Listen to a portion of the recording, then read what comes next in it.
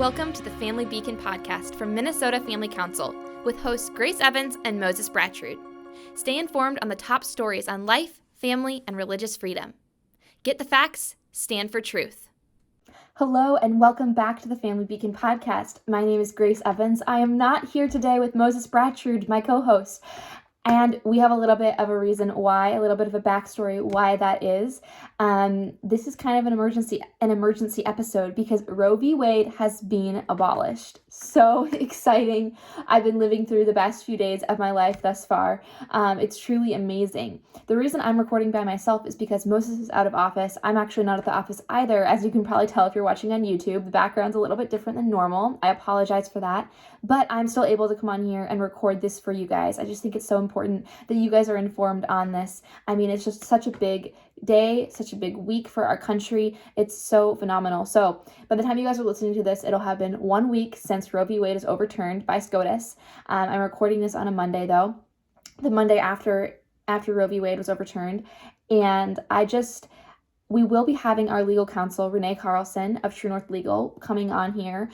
She will come on here and explain it from a legal standpoint. That will be in a few weeks to come. It will not be this week, not on this podcast episode, just because of everything going on. She's actually doing a meeting in like 20 minutes with some pastors from across Minnesota, just talking to them about this amazing historic precedent that the Supreme Court has just now set. First, I'm going to be talking about where I was when I heard the news about Dobbs, the news about Roe v. Wade, and what my reaction was, because I think this is the thing that we are all going to remember. Those of you listening to this podcast episode, you guys are going to remember where you were when Roe v. Wade is overturned. You're going to look back and you're going to realize that it was one of the greatest wins for human rights in the history of our country. And I think many other Americans will too. You and I already realized this. I mean, as soon as we heard the news, we knew it was this huge moment, historical win for our country, a huge win for human rights. Now, there are many people that oppose us that don't see it that way right now, but I have confidence that in another 20 years and another 50 years, they will see it as a huge win for human rights. So I'm going to talk about my reaction, and after I talk about my reaction, I want you guys to think about what your reaction was and write it down in a journal, because these are truly historical times. These are unprecedented times. This is an amazing time to live through. It's a privilege to live through this moment. I mean, there are people out there that have worked their entire lives. Some people have been working for 50 years to abolish this great evil from our nation. And I want to say that some of you listening, maybe you are some of those people that have worked for 50 years, or maybe it's been 40 years or 30 years. You guys have been in this fight for so long, and I thank you from the bottom of my heart, because this would not have been possible with all of the groundwork that you have laid. It would not have been possible with all the prayers that you have uttered for the past 50 years, all the work that you've put into it, all the prayers you've uttered outside of Planned Parenthoods across our nation, and maybe here specifically in Minnesota, all of the rallies you've attended. It is because of your work. It is because of your prayers. It is because of you spreading the truth about the pro-life message that this has happened. And I'm relatively new to this movement. I'm so young. I'm 21 years old, and I've only really been in this battle for the past 4 years. I can't imagine being in this battle for 50 years, because my reaction to this was I was just in absolute tears, as you'll hear in a minute. I can't imagine being in this fight for that long. Thank you for being in this fight. If you've been in it for that long, if you've only been in it for 4 years like me, maybe you've only been in it for a year, a few months, a few weeks, wherever you are in your pro-life activism journey, thank you for standing up for the most vulnerable. Thank you for standing up for women and children in need, because right now they need your voice. We need your voice in the pro-life movement, because there's a lot of women who are scared right now. They don't understand what's actually happening, because there's a lot of misinformation being perpetuated by the abortion industry. Because you know what they want? They want women to be afraid. They want to manipulate women, because they know when women are afraid that they can control women. But that's why we need you to speak louder. We need you to inspire so many people to speak up about this issue. So thank you. However long you've been in the fight, thank you for your work. We need you. Keep speaking up. So anyways, that was a long intro. I'm going to be talking about my reaction. I'm going to be talking about what this decision means for Minnesota. We've talked about it a little bit on the podcast before, but I'll just say it as a reminder. I'll also brief you on our rally that we had the day the decision was released. That was last Friday by the time you're watching this. I'll brief you on that. I'll roll my speech, because I gave a speech at the rally and it was so exciting to meet so many of you guys. As you can just tell when you watch the speech and you listen to it, I'm so excited. I'm so excited. I feel like I'm coming off of an adrenaline high, because this is truly just such an amazing week for our country. So we'll roll that speech for you. I'll give you behind the scenes of the rally, some conversations I had with some pro-abortion activists, and some prayer actually that we were able to give to a hurting young man who's a pro-abortion activist at that rally. I'll also be talking briefly about the abortion industry's response to this ruling and some things that you can do right now to get involved in the fight for life. All right, that's the rundown of the show. Let's go ahead and dive in. First things first, where was I when I heard the decision about Dobbs? This is what went down. Also, I want you to think about, like I said before, think about where you were on this historic day. Write it down in your journal. Write it down in your notes pod on your phone, because this is a day to remember. This is a day you and I will tell our children and our grandchildren about. It is. So write that down. This is where I was. I was not expecting it to come last Friday. Let me tell you that. I was expecting it to come this Monday, the day I'm recording, actually, because I thought it would come on the last possible day so the Supreme Court justices could get out of the area, be safe, escape with their family. So I was not expecting it to come on that day whatsoever. I was also somewhat skeptical that the decision would completely overturn Roe. I know I've been pretty positive here on the podcast. I've been positive in my social media. I've been promoting very, very exciting messages like Roe v. Wade will fall. I was a little bit skeptical that this case would completely overturn Roe v. Wade. I thought it would severely threaten it, and I knew that there was a high likelihood of Roe v. Wade being completely overturned, but with all of the death threats the justices have been giving, their addresses have been posted, which is absolutely despicable. I mean, the school that Amy Coney Barrett's children go to, that address was posted so that people can go in and terrorize her children. I mean, all of these intimidation tactics by radical pro-abortion activists had been implemented. And so I thought, the Supreme Court justices might be severely impacted by this. They might fear I know that they fear for the safety of their family, but their votes might be swayed. Fortunately, my suspicion was wrong. Roe v. Wade was completely overturned. So anyways, I'm just setting the context for you. I did not expect it to be on that day, and I was not sure if Roe v. Wade would be completely abolished. Even though we got that draft opinion from Justice Alito, I was not sure. So it really was a shock to me. Here's where I was. I was at the DMV. I was getting my license renewed. My dad and I were actually driving into work together. And so he was sitting in the car in the parking lot outside the DMV. I was sitting in the DMV. I had my little ticket. So I was waiting for my turn to go up and get my license renewed. And here's what went down. I was sitting on my phone doing a little bit of work, social media stuff, because that's what I usually do for MFC, is I do a lot of their content and social media management. And suddenly I got a text from our attorney, Renee Carlson of True North Legal, and she said, "We have Dobbs." And you guys, when she said "we have Dobbs," I cannot explain to you how absolutely thrilled I was. It was that like feeling you get in your stomach where suddenly you can hardly breathe because you're so excited, and your heart seems to be beating so slowly. You're just like boom, boom, boom. Like you can feel it pounding, and then suddenly it starts beating faster and faster and faster.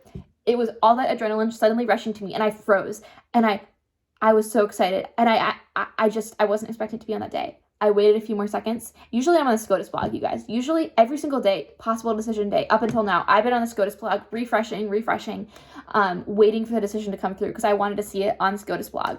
But today, of course, I wasn't on there. I was at the DMV, and I wasn't expecting it to happen. So usually I'm on there. Thankfully, our attorney was on the case. She knew what was happening. So a few seconds later, after that first text, I get the second text, and she says, "Roe v. Wade has been abolished." And you guys, in that moment, you think my adrenaline was high before that? When I heard that we had Dobbs, when I heard that we had the decision, when I heard that Roe v. Wade was abolished, tears immediately began streaming down my cheeks. They welled up in tears. I looked around me. I realized I can't cause a scene in the DMV. There's also police officers in the DMV, you guys, security police officers. And so I rushed out of the DMV as fast as I could. I ran as fast as I could to my dad, who was waiting in the car, and my dad looks up at me, and he's on the phone with an elder from our church, and he looks at me, and he's like, What's wrong, Grace? What's wrong?" Because I'm running towards him. And later he tells me he thought that someone had been shot or something inside the building because he had never seen that look on my face before. He had never seen that look. And so I run to him, and I'm like, "No, Dad, nothing's wrong. Roe v. Wade has just been abolished." And tears are still streaming down my cheeks. Like I make it to the car and I tell him the good news, and he's shocked too, because we just were not expecting it that day. Behind me a police officer comes running up, and he's like, ma'am, are you okay? Are you okay? Because he saw me running out of the DMV. And I look at him and I say, "Thank you so much, officer. I am perfectly okay. This is the greatest day of my life so far. Roe v. Wade has just been abolished." and tears streaming down my cheeks. And he kind of looks at me funny, and he's like, okay. And then he walks away. And I don't know if he didn't know what Roe v. Wade was, or if he was confused as to why I was excited about that. Either way, he walked away. I felt bad for scaring him because I did go booking it out of the DMV. Anyways, that is how I found out. Again, I encourage you guys to write down how you guys found out about this, because it's a historic moment. It's something we will always look back on, and we need to have those details to tell our children about and our grandchildren about. I'm so excited to tell my children and my grandchildren that I was on the front lines fighting for life, that I was able to pick up the torch, that so many of you guys have fought for so many more years than me. Some of you guys have been fighting this for longer than I've been alive. I mean, again, I'm 21 years old. Some of you guys have been fighting this for 50 years. That's more than double my lifetime. So write down how you found out. I mean, it's just what a privilege it is to live through this moment. That's how I found out. Let's talk about what this decision means for the state of Minnesota. So there's a lot of misinformation going around. There's a lot of people saying there's no way that these few Supreme Court justices should be able to decide what a woman should do with her body. And, when people say that, it's kind of ridiculous, because that's exactly what the Supreme Court justices said in their ruling. They said it's not a constitutional thing. It's not up to us to decide this. All the Supreme Court justices did was they sent this decision back to the 50 states. So originally, with Roe v. Wade in law, no state could completely outlaw abortion because Roe v. Wade was the precedent of the land. Now that they've overturned Roe v. Wade, the decisions all go back to the states immediately. So every single state gets to decide for themselves if they want abortion to be legal, if they don't want it to be legal, how many weeks, how many months, up until how long can it be legal. Now that decision is completely in the hands of the states. So when people say, this is a terrible day, these justices just decided something for everyone in the country. No, they didn't. They literally gave it back to the states to decide what to do. Of course, I want abortion to be illegal in every single state. So does Minnesota Family Council. Everyone on the staff wants that. That's what we're working towards. That's our end goal. But why are people making this big fuss about it? It's because they're misinformed, and they're also having this fear-mongering. So here's what this decision means for the state of Minnesota. We've talked about this before, but again, a brief summary. I will have a video linked in the description below of a video Moses did about Doe v. Gomez, which is the 1995 decision here in Minnesota that codified abortion into our Minnesota state constitution. So basically, Doe v. Gomez is Minnesota's version of Roe v. Wade. We abolished Roe v. Wade on the federal level. No longer are we bound by that. However, we have our own Roe v. Wade in our state constitution. So because of that, nothing changes here in the state of Minnesota. There are states around us where things are already changing. There are many states where abortion is going to be automatically illegal in because they have trigger laws. There are some states where it will be illegal up to a certain point. Like people can only get abortions up to 6 weeks, up to 12 weeks. And there will be some exceptions for rape or incest in certain states. Anyways, all that to say, each state will be deciding what to do. Here in Minnesota, nothing changes because we have very radical pro-abortion laws, and we have Doe v. Gomez codified into our state constitution. However, I say nothing changes, something did change, and that is our momentum. All the eyes are on us. The national eyes are on us and other states asking what we're going to do. Minnesota is a very purple state. So that means that Minnesota can swing red, it can swing blue, it can swing pro-life. Suddenly, everyone's talking about this. There's so many people talking about this issue now more than ever before. More Minnesotans are aware of this issue than ever before. And Minnesotans are going to start digging into the truth. They're going to start researching this issue for themselves. Because a lot of people in America and a lot of people in Minnesota, they think they support Roe v. Wade, but they don't actually know what it does. So when they look into what actually was Roe v. Wade, what actually is abortion, I think we're going to see a lot of hearts and minds changing. Now, that's not just going to happen overnight. It's going to happen because of brave people like you listening to this podcast or watching this podcast, speaking up about these issues, because there's going to be a lot of Minnesotans who are confused about what abortion is, about what resources there are available to women, and it's up to you and me to spread the truth to them, to let them know the facts, because when they get the facts, when Minnesotans know the facts, they stand up for life. Most Minnesotans are horrified when they find out the reality of abortion. So that's our role. So for Minnesota, nothing changes right now, but here's what we're going to do. We're going to get loud about this issue, respectfully get loud. We're going to be compassionate, but we're going to get loud. We're going to talk about this in our workplaces, in our schools, in our churches. We're going to continue to support women in need, pregnant women in need. We're going to elect pro-life leaders. We're going to vote pro-life because we really need to vote in our local elections. Elections matter. We're going to vote in our bigger elections. We're going to make sure we vote for governor. We're going to make sure that with every vote, we vote pro-life. It's so important to vote pro-life right now. So that's what it means for Minnesota. So what I need you guys to do, if you're listening to this, I need you to keep the pressure on. I need you to keep the pressure on because suddenly we have this momentum. We cannot let this momentum go to waste. This is a pivotal moment for the history of Minnesota, for the history of our nation. If we rise up and we keep the pressure on, we keep people thinking about this issue, and we keep changing hearts and minds, we will see a pro-life Minnesota. This is the start of the pro-life revolution, let me tell you guys. All right, so I am going to brief you quickly on the rally that we held at on the day that Roe v. Wade was abolished, and then I'm going to roll my speech, and you might hear a few things repeated that I just talked about, that I talked about also in my speech. I can't remember exactly how much repetition there was. My speech, you can just tell when I go up to give my speech, I'm so excited. I'm just beaming. Even my voice is just so excited because I was still in pure shock. I'm still in shock, honestly, but I was in even more shock. My adrenaline was so high.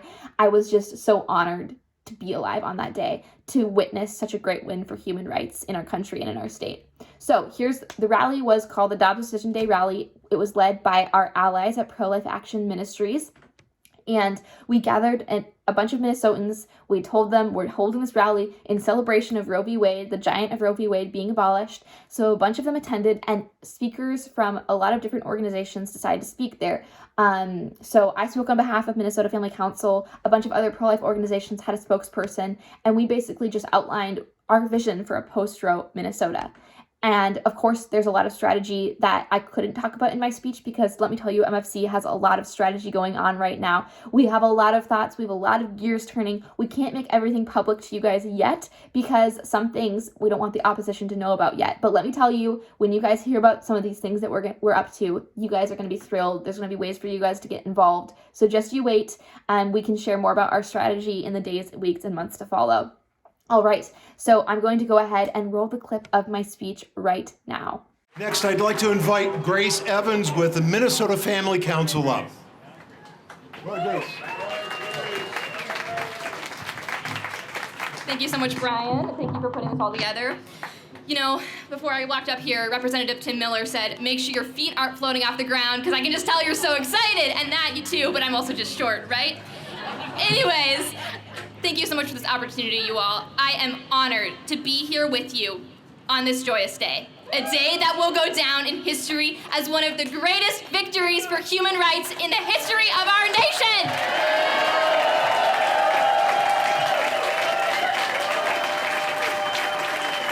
Thank you. We will tell our grandchildren that we were here in great celebration. But most importantly, we will tell them that as we rejoiced, we pushed all the harder. We raced all the faster. We continued to fight the war for human rights, even though we had won the first battle.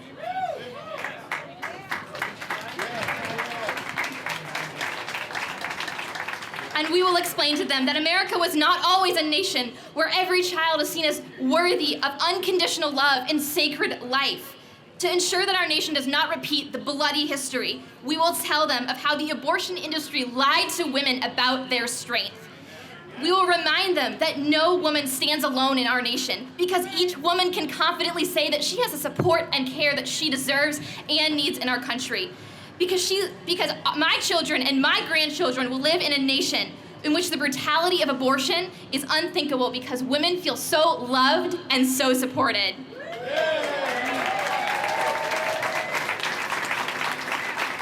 It is undeniable that the abortion industry dehumanizes the preborn. But young women my age and younger are also dehumanized by the abortion industry. They are treated like pawns and seen as dollar signs by the abortion industry. It is absolutely gut-wrenching to me that so many young women have bought into this lie. The lie that women somehow need abortion to be empowered. Women are stronger than the abortion industry makes us out to be. Am I right? We can achieve our dreams and have children. And our children are worthy of life. They are never antithetical to our success. We will not stand by as the abortion industry tries to manipulate us. In an era where we believe that we have made so much progress, in an era that claims to uphold women's rights, we are told that our children are unwanted. Women are informed that pregnancy is parasitic, that our fertility is shameful, that motherhood is the greatest hindrance to our happiness. Most horrifyingly, we are told that our children ought to be discarded. But the women of the 21st century are rising up. We will not allow our children to be taken from us. Here is how I know that we are winning. Women are not fighting this battle alone. We're fighting alongside brave pro-life men. Let's give them a round of applause right now. Woo! We need you! Pro-life men, you make a huge difference, which is why the abortion industry tries to silence you. They try to keep you out of this fight. They know your voice matters. Thank you for being in this fight with us women. In the days and weeks to come, we will be outspent by the opposition. Make no mistake about that. But I have great confidence that we can outnumber the opposition.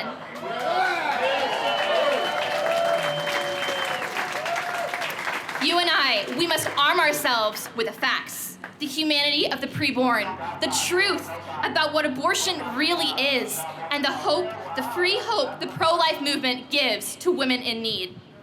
Hearts and minds change when they are confronted with the simple truths. I found that most Minnesotans are absolutely horrified when they understand the truth about abortion.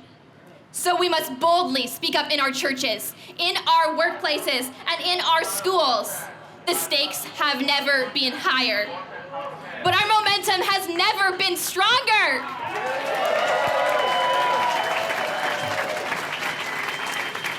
Now together, I know that you and I can keep the pressure on, because that is our job right now. We can outnumber the opposition, but most importantly, you and I can out-compassion the opposition. That is how we win. Perfect love is undefeatable. Now, I want you to leave today as the most joyful people in our state. Have great hope and do not fear the darkness that stands against us. I know that you cannot fail in your mission. We cannot fail in our mission, because if you are standing here today in front of me, you are on the side of science. You are on the side of logic. You are on the side of democracy, of peace, of love, of medicine, of equality, and of basic human rights.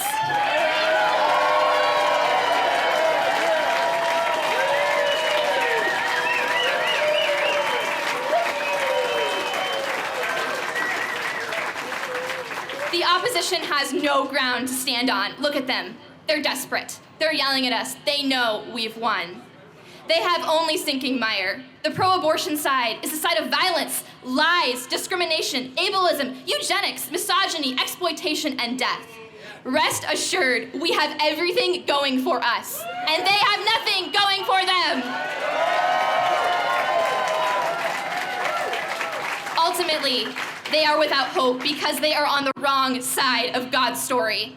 Here's the story that God is telling. Many have gone before us today in fighting for the unborn. For those of you who have been in this fight for 50 or more years, for about 50 years, maybe it's 30 years, maybe it's 40 years, I thank you from the bottom of my heart. Some of you have been fighting this for longer than I've been alive. Now, I'm relatively new to this movement. I'm 21 years old, but I can assure you that my generation is willing and ready to take up this torch. We will continue this fight.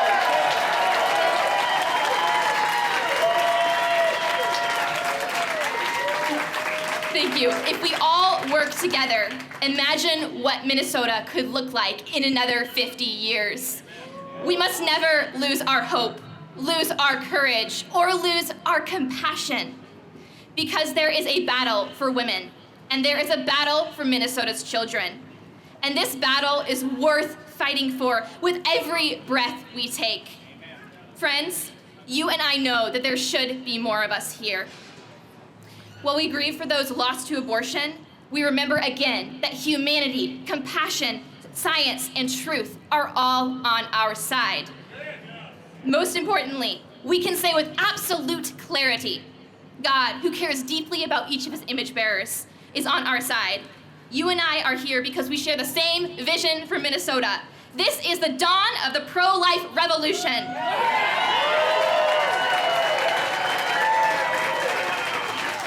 is the dawn of a pro-life revolution. And one day, I have confidence that we will live in a state and a nation where women feel so supported and so loved that abortion is never even a thought that crosses their minds. Thank you. All right, as you guys can tell, my energy was so high. I was just so thrilled to be there. I'm so grateful for the opportunity to address so many pro-life Minnesotans. I was able to meet so many of you guys there. Thank you for showing up. I actually talked to one of our viewers who was listening to our episode Pro-Life Summer on the way there to the rally, which was our last week's episode, and he was like, I didn't get to finish the episode, Grace, but did you see Roe v. Wade get overturned while you were still podcasting? And I said, no, unfortunately we didn't. It would have been amazing to get our reactions on camera, but I got to meet so many of you guys who listen to our podcast. Thank you for being there. Thank you for showing up for the preborn. I also got to meet some of you guys that follow us on Instagram, and you guys said that you showed up just because you saw us, you liked our work on Instagram, and you saw us alert you about the rally. So great to meet so many of you guys. Thank you for being there. Truly an honor to meet you guys. I want to highlight one thing that happened at the rally, which was there were a lot of pro-abortion protesters. I mean, in the speech, I don't know if you could tell that much, but there were a lot of people yelling against me as I was speaking and yelling against the other people that were speaking. And there were a lot of pro-abortion people there that were protesting us. And a lot of them, they were yelling very vile things, doing vile things. Thankfully, no one got harmed. No one got physically harmed. There was a lot of verbal abuse, though, from pro-abortion activists, which was to be expected. Thankfully, the Church Ambassador Network, a lot of the men on that team came to help make sure that all the women were protected, which was awesome. Joshua Foster was there. My dad was there. So they were there just to ensure that we had safety. The police were also alerted and were watching, so that was very helpful. But a lot of them kept chanting, just talk to us, just talk to us. And you know me, like, I'm not afraid to talk to anyone who's pro-abortion. I will gladly have a civil conversation with someone who wants to have a conversation. And so I alerted a few of the men that were there and said, hey, I'm going to go over and talk to them. Can you guys just make sure I'm okay? And so I walked over with Pastor Joshua Foster of the Church Ambassador Network, who's amazing. And I said, hey, I heard that you guys wanted to talk. Who wants to talk to me? I'd love to have a conversation. And I talked to a young man who was there, and it was really sad because you could tell that he was on drugs and you could tell that he was drunk. He kept actually drinking some, I think, tequila while he was talking to me, or maybe it was white rum. But anyways, and then smoking his cigarettes too. So you could tell he was high, you could tell he was drunk. And he starts off by saying, first of all, I really like your necklace. And I was like, oh my gosh, thank you. That's very kind. And then he said, now here's the deal. I'm actually on both sides, which of course he's not because he was standing with the pro-abortion people. He said, I'm actually on both sides, and I actually understand your position, and I appreciate what you're doing. And I said, thank you. And then he explained a little bit about why he's pro-abortion, I guess. He was saying, you know what, I grew up in poverty. I have been living on the streets, and he explained about a bunch of other things, a lot of colorful language too, not directed at me, but just a lot of colorful language. And basically, he was talking about all the suffering he's experienced in his life, and he said that I wish I had been aborted. And I said, for the record, I'm really glad that you weren't. And I don't think it's ever right for someone to make that decision for you. How would you feel if someone made the decision to kill you? You wouldn't have been asked. Moreover, you don't know how your life is going to change in the future. You have the ability to pull yourself up by your bootstraps. Yes, we can talk about so many different programs, so many different ways in which our world needs to be changed. So many things that need to be fixed. Our foster care system needs to be reformed. Our immigration system needs to be reformed. But then I said to him, and he kept emphasizing his suffering, and I said, I'm so sorry you've suffered. However, here's the bottom line.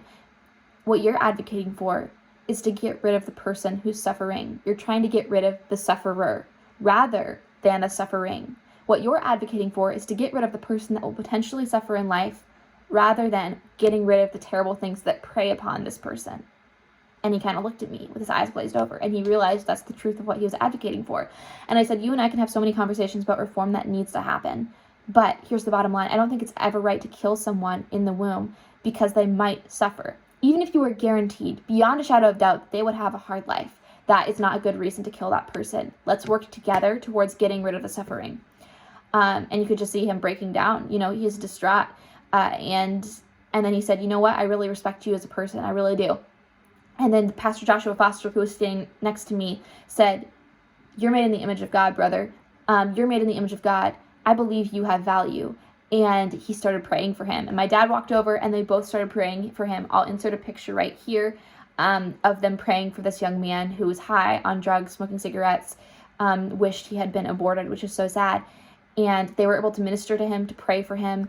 That is the power right there of the Church Ambassador Network. I will have a link in the description right now of what other amazing things that part of our initiative is up to. We have different initiatives. That's one of them, the Church Ambassador Network. So I will have that linked in the description below. But it was just amazing to witness, and he teared up and cried. And eventually we had to go because we had to make sure all of the women were safely out. All the men had to escort, pro-life men had to escort the pro-life women to make sure no one was attacked. But I'm just really glad that we were able to have the conversation. There was a lot of other things we talked about that I didn't get into, just because some things hard to talk about on the podcast, a little bit graphic, but it was great to be able to talk to him. And those are the kinds of conversations that need to be happening, you guys. There are a lot of hurting people out there, and it's not like I have all of the answers, but I do know that choosing life is always right. Choosing life is not always easy, but it is always right. And there's a lot of people that are unsure. They're unsure about why exactly they support it. There's a lot of people that think that they're in the middle, but they're not actually. And when you talk to them about that, they realize they're really on the wrong side. And the thing is, when I was talking to this young man, we were getting drowned out by the opposition. Like the people that are pro-abortion, that were really nasty pro-abortion activists, were yelling rude things at both of us for even talking, actually. And we're trying to drown out his comments and my comments. And one other thing I said to him, actually, before we left was, I said, you said that you're on both sides, sir, but if you're on both sides, like, I don't think you should be standing with them because they're trying to even drown out your voice. They don't want you to speak up. They don't want you to talk to me. They're against this discourse. And he looked at me and he said, you're right, but they're just upset. They're just upset about this. And I said, maybe the reason they're upset is because they realize they've lost. Maybe the reason they're upset is because they realize they're on the wrong side of history. And he looked at me and he goes, maybe so. And so our job as pro-life activists is to plant those seeds, to have those conversations with the hurting, to help them when we can, to pray for them, to plant those seeds, and of course to come alongside women who are in crisis pregnancies. So I would encourage you guys to do that. And I think that's just a testimony, one thing that happened at our rally. There's a lot of other encouraging things that happened too. And of course that's sad too. It's not just encouraging, but it's sad that he feels that way, that he wishes that he had been aborted. It's really, really sad, but I'm glad that he wasn't. I'm glad that his mother chose life for him. Now, let's quickly talk about the pro-abortion industry's response to everything that's gone down. Let me tell you, there has been so much fear-mongering, you guys, and it really disturbs me because they say they're so pro-women. They say that they just want to support women. But what they're doing is they are coming out here and they are lying blatantly to women. They are lying to women. The pro-abortion industry, ever since the decision dropped on Friday, they've been saying women are going to, our President Biden of the United States literally came out and gave a speech, and he said, women are going to be dying because of this. Okay, this is the argument that they're using. They're saying that women are going to die from ectopic pregnancies. Now, an ectopic pregnancy is when the baby implants in the fallopian tube rather than the uterine lining. When this happens, the baby will not survive. There is no chance of the baby surviving, tragically. The mother also will not survive if the baby is still within the fallopian tube. And so there is a procedure that must happen wherein the baby is removed from the fallopian tubes and is given a chance at life. Now, our medical technology is always progressing, and so the age of viability is constantly getting lower and lower. And so one day, I believe that in most ectopic pregnancies, we will be able to save the baby. We will be able to bring the baby outside of the fallopian tubes into our world, and we will be able to give that, and that baby will be able to live without any complications. However, we're not that advanced yet. Unfortunately, the baby is removed, and that baby is put on the mother's chest in most cases, and the mother and the father usually are able to have a few moments with that baby before that baby tragically passes. But that baby is made comfortable. That baby is not brutally murdered. There is no saline injection injected into the baby's heart or skull. They are not ripped limb from limb. They are not starved of nutrients. All of those scenarios are what happens in an abortion. In an abortion, the goal is always to directly and intentionally end the life of the preborn child. When a baby is removed from an ectopic pregnancy, the goal is never to intentionally and directly kill the child. The goal is always to, 1, save the life of the mother, to 2, try as best they can to save the life of their child, even if they know it is completely futile. They remove the child, peacefully, and they try to give that child a chance to take his first breath, her first breath. Now, undergoing an ectopic pregnancy, I'm sure, would be so devastating and so hard to go through. This is what the pro-abortion activists are saying. They're using this fear of women undergoing this, and they're saying, if you have an ectopic pregnancy, it will be illegal for you to get the care that you need. It will be illegal for your baby to be removed from your fallopian tube. That is absolutely untrue. There is no pro-lifer that supports that. There is no legislation that has been proposed that supports that. And here's what I want you to do. Every pro-lifer supports care for an ectopic pregnancy because, again, the mother and the child will die. Both will die if the baby remains in the fallopian tube. And there is a difference between abortion, which is the direct and intentional killing of a child, and the removal of a preborn child from the fallopian tube. Here's what you guys need to remember. What you guys need to remember is that you are on the side of truth. You make them cite where pro-lifers are saying this is going to happen, where the legislation is. You make them bring you the exact line in the state legislation, and you say, well, where does it say ectopic pregnancy care will be illegal? You make them cite that. And let me tell you, they will never be able to cite that because there is no pro-lifer who supports that. And if there was ever any legislation proposed that would make that sort of care illegal, every pro-lifer I know would stand up against it because that is not what we do not support. We do not support that. What we are always against is we are always against the direct and intentional killing of an innocent child, but we are not against prenatal care. Ectopic pregnancy treatment is prenatal care. The other thing that people are saying is that people are going to die from those ectopic pregnancies and that women are going to seek these back alley abortions, right? Actually, they're also saying that women are going to not be able to get miscarriage treatment, which is very similar to the lie that they're pushing about ectopic pregnancies. This is so untrue. Again, no pro-lifer is saying women should be should be jailed for having a miscarriage. That is so rude to suggest that, honestly. There is no pro-lifer that suggests that. A lot of pro-abortion activists are saying that pro-lifers are for, if a baby has tragically died and a woman has had a miscarriage, they're saying that pro-lifers are in favor of that dead baby having to stay inside the woman's womb for 9 months. No pro-lifer is for that. We are absolutely for, the baby has already died in a miscarriage, tragically. Sometimes it's expelled naturally and sometimes it does have to be removed. The baby is already dead when a miscarriage occurs, and it's very tragic. And to try to weaponize women in this way and to weaponize their fear is disgusting and despicable.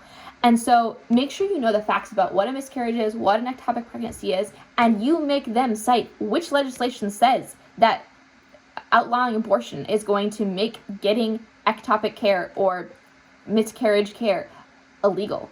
It's nowhere. It's a figment of their imagination, and they're trying to hurt women. They're trying to manipulate women. And they're also saying, women are going to die from back alley abortions. Again, we've done an episode on this before. Are women going to die from illegal abortions if Roe is overturned? That was, I think, 2 episodes ago now. I'll have that link in the description below because I have a good response to that for you guys. And if you have any questions, again, about any of these things, please comment them. Please DM us on Instagram at MN Family Council. All right, so the last thing I just want to talk about briefly, I don't want to make this too long of an episode, but the question is, what can you guys do from here? Now, I kind of talked about this in the speech that I gave at the Adopt Decision Day rally, and there's a few things you can do. 1, pray. Continue to pray. Prayer has got us this far. Prayer will continue us to the end. Prayer is so powerful. So pray. Get on your hands and knees and get on your knees and pray every single day. And not only that, let's also act. Let's support our pregnancy resource centers. Let's continue to do what the church has been doing for hundreds of years. There's a lot of people saying, now is the time for the church to rise up. Now is the time for the church to really be the hands and feet of Jesus. Well, guess what? Actual churches, true churches, have been the hands and feet of Jesus for years and years. Real churches that are actually Christian churches, have been here for the pro-life movement, have been supporting women in crisis pregnancies for hundreds of years. I mean, in the Roman Empire, baby children, often baby girls, were thrown out into the streets if they were unwanted.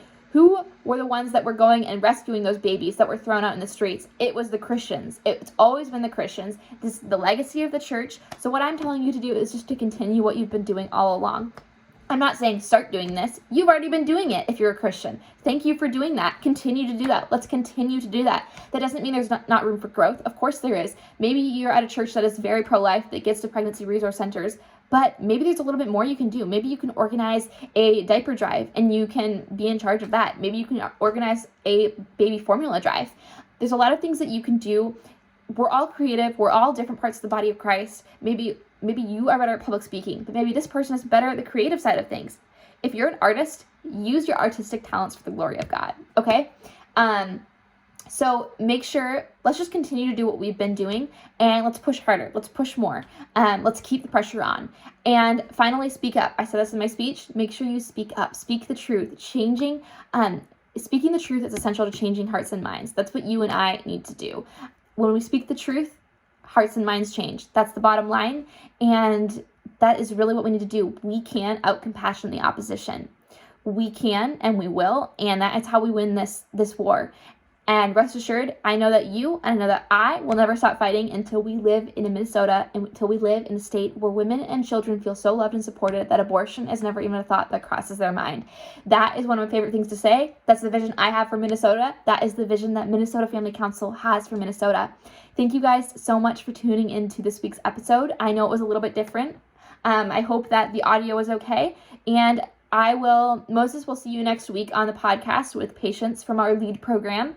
I will actually be out of state, but he will be on the podcast with her. They will be sharing about our LEAD program for teens. Again, you can register by going to leadminnesota.org. And then after another week, I will see you guys back. It'll be Moses and I back on the podcast, and we are so pumped for that, you guys. It's going to be a blast. I feel like it's been so long since I've seen him, but we're going to be back at it. We'll be reporting to you all the updates on what's gone down. So I'm excited to talk to you guys then. Until then, I want you guys to keep on fighting for life. Keep on fighting for life. Keep doing it. It's hard. It's right. And I know that you and I together can change the culture here in Minnesota. We can bring our culture of death to a culture of life. All right. Thank you so much for watching the Family Beacon podcast. My name is Grace Evans, and we will tune in next week for the next episode of the Family Beacon podcast. Bye, guys. Thanks for listening to or watching this episode of the Family Beacon podcast from Minnesota Family Council. Subscribe wherever you listen to podcasts so you're up to date on life, family, and religious freedom. You can follow us on Instagram at MN Family Council and subscribe to us on YouTube to watch our content. Get the facts, stand for truth.